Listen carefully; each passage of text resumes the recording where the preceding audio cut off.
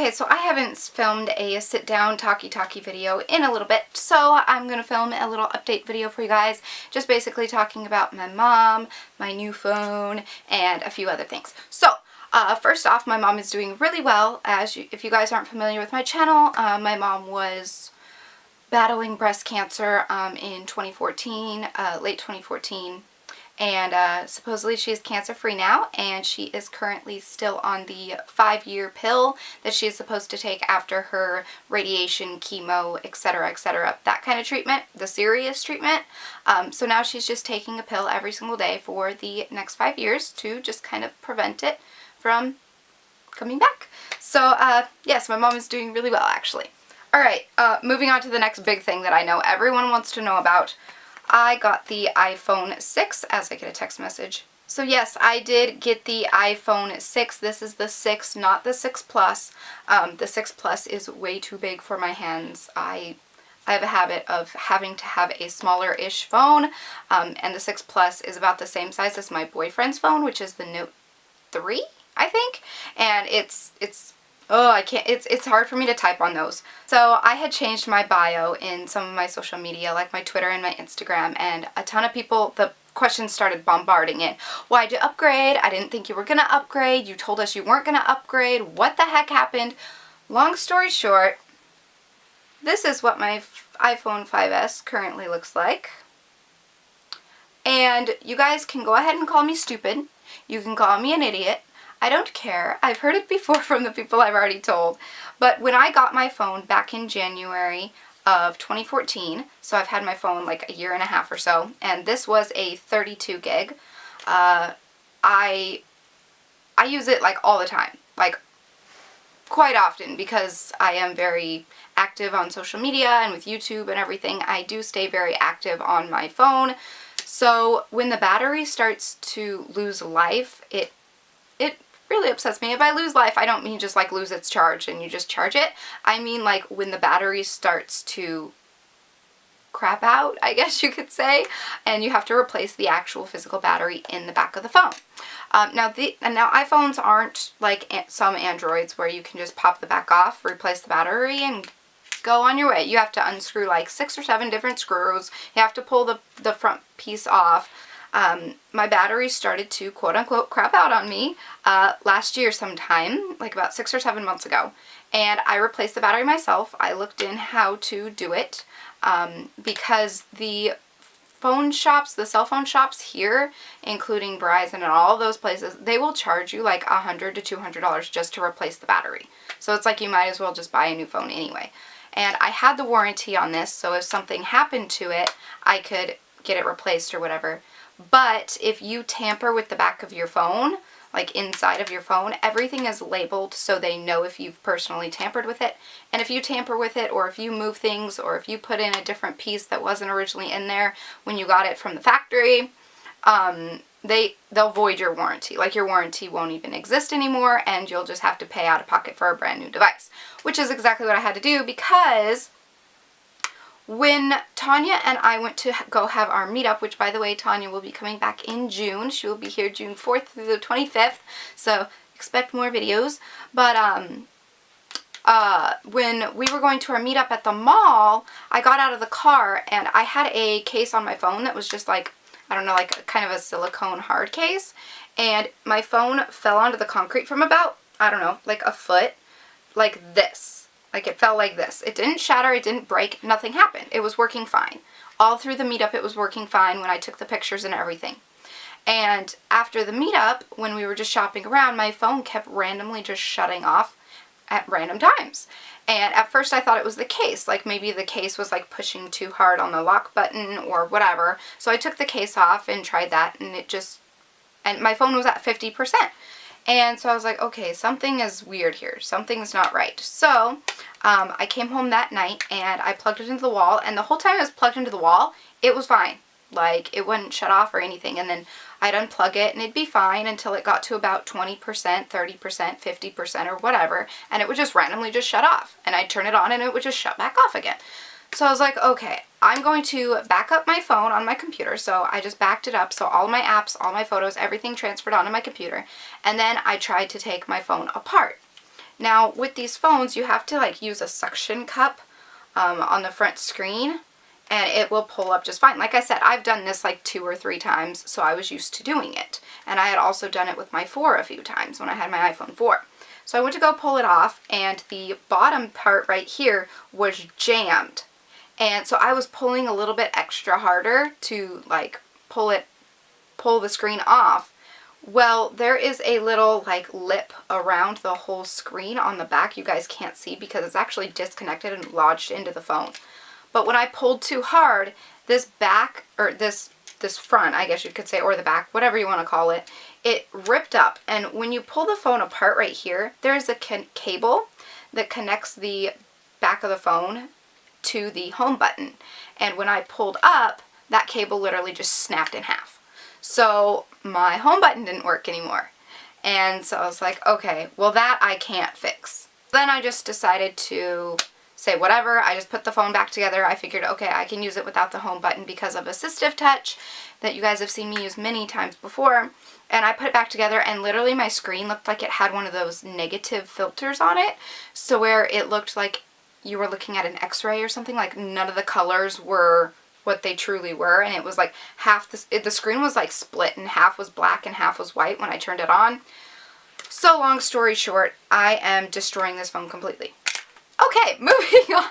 So when I went in to go get it replaced, I asked them if they had any 5Ss in stock, preferably that were 64 or 128 gig, because I am a YouTuber and I take a lot of photos and I do a lot of photo editing, and everything is done on my phone, and I like to have a lot of apps and I don't want to have to worry about space.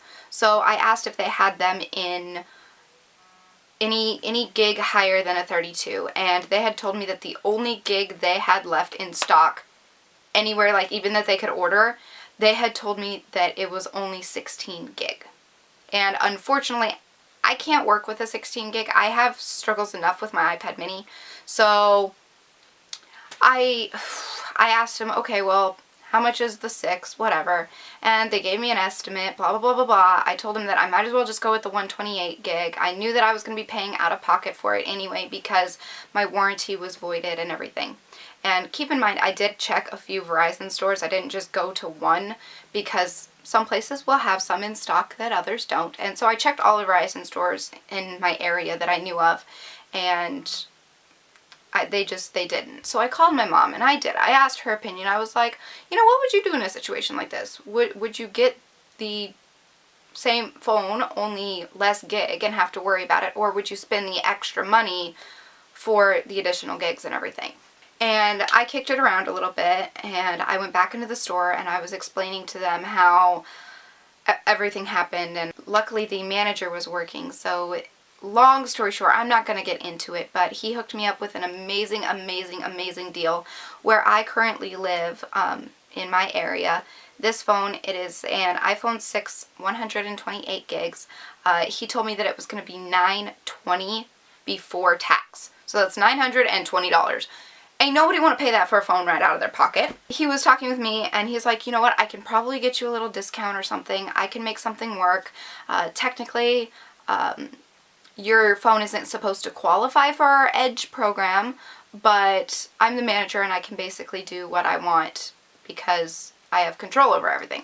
And the Edge program is they put you on like a monthly plan thing where you just pay a certain amount each month until you pay the phone off.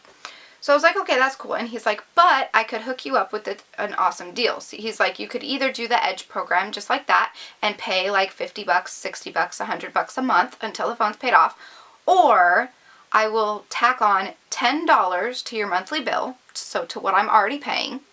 And he said, and I will throw in an iPad Air 2 and accessories for the iPhone 6.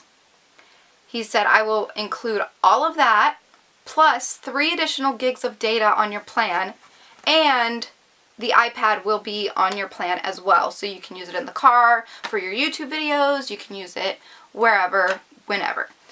And he said, I will do all of that right now for $800. And I was just like blown away. My first reaction was, okay, what's the catch? Like, what's the catch here? And he just told me straight up, there is no catch, but because you are a YouTuber and everything, I want to make sure that you can do your videos and that everything works out. And he was just so sweet. I couldn't, it was like a godsend. It was really a miracle. Like, my phone went out at like the exact perfect time that I could go in there and talk with this guy about helping me out, and he did too. And he said that I got the iPad, I get to pick the accessories, and I pay the $800 up front right then and there. So I was paying for the iPad and the accessories. So this is an iPad Air 2 128 gig that's on my plan. And he said that my phone will just be charged $10 extra a month to my plan. So instead of spending the $900 and whatever dollars plus taxes, so over $1,000 for this phone, I paid $800 and got the phone, the iPad 2, the iPad Air 2, a Bose Bluetooth speaker, a Mophie charging case for the 6, and the glass screen protector on here, so it protects the actual screen itself. So if I drop it, the glass on the screen protector will break, not the actual screen, supposedly. So, amazing deal, and please keep in mind that I'm not trying to get on here to brag to anyone. I just had a quadrillion questions, and I just wanted to address them all. I wasn't even going to bring any of this up, but because I had so many questions and so many of you guys saying, why'd you upgrade to the 6? You told us you weren't going to. I just wanted to get on here and clear everything up and let you guys know. So as for my iPad mini, you guys know I do have my iPad mini. I am keeping it for now until I test out my Air 2 and see how well I like it. It is quite a bit bigger, but I actually like it. I've been loving the bigger screen. I'm not sure what I'm going to do with my iPad mini just yet. If I do figure it out, I'll probably sell it to a close friend or relative because I have a couple people who are already interested in it. So don't expect a post of me telling you guys that it's for sale or anything, because I've already had a few people on the side ask me. Also, with my iPhone 5S cases, clearly I can't use them anymore. Like I said, this phone is complete and utter toast. Oh! This phone is complete and utter toast. So unfortunately, I can't use any of my 5S cases anymore. I have been selling the ones that I have personally made or purchased. I've sold them to a few people here and there. But again, I'm not making like huge posts about them. But as for all the ones that were sent to me in a Prezi mail, I want to know your guys' personal opinions. If you had sent me a phone case, or if I have reviewed a phone case for your shop, etc., please comment below and let me know your opinion on whether or not I should regift them, give away them, sell them. I don't want that. I really appreciate the gifts, and I really want to keep all of them. But at the same time, I can't physically use them, so they're going to go unused and sit in the corner collecting dust.